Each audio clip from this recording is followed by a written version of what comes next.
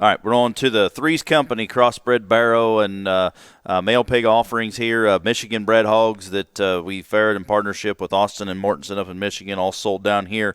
We're going to start with the 68 litter pig. This would be the belted pig, only male in this litter, sired by Shawshank, which is the feral boar, bred very similar to the Young Love. Had some litters out of him. We liked our pigs. Darn sure mated him right this go round. The mother of this was a backdrop Dirty Lovin'. That Dirty Lovin' sow is actually the mother, the grandmother of this pig is the mother of the Logue Bear in 2021 that was third overall cross.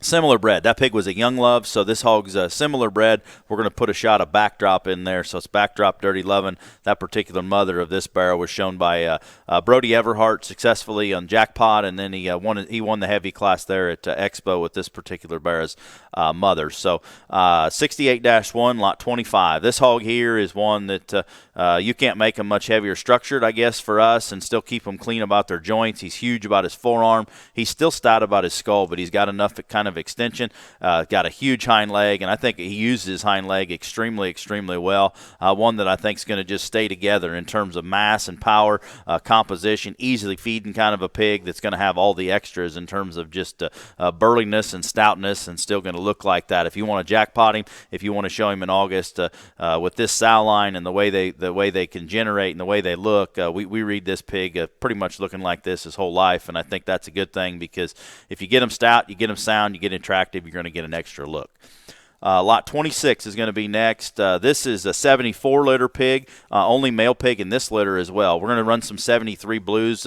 Very proud of this pen of blues, and he's in this pen with his full sibs or full blood mates. 74-1 closing time, which is the boar we raised, sold to the stud. Now having back at upper hand, and darn sure glad we do, because those pigs are flat tremendous. His pedigree reads quitting time, big step teen, goes back to that good big step teen line that Laird's have a litter mate that Heggie showed, and very predictable kind of a sow line. Mother is a backdrop Dirty Lovin'. So sister sow to the belted pig that I just talked. So there's 3 litter mates there, and 3 or 4 of them, but we got 3 represented in this sale. So pedigree reads closing time, backdrop Dirty Lovin'.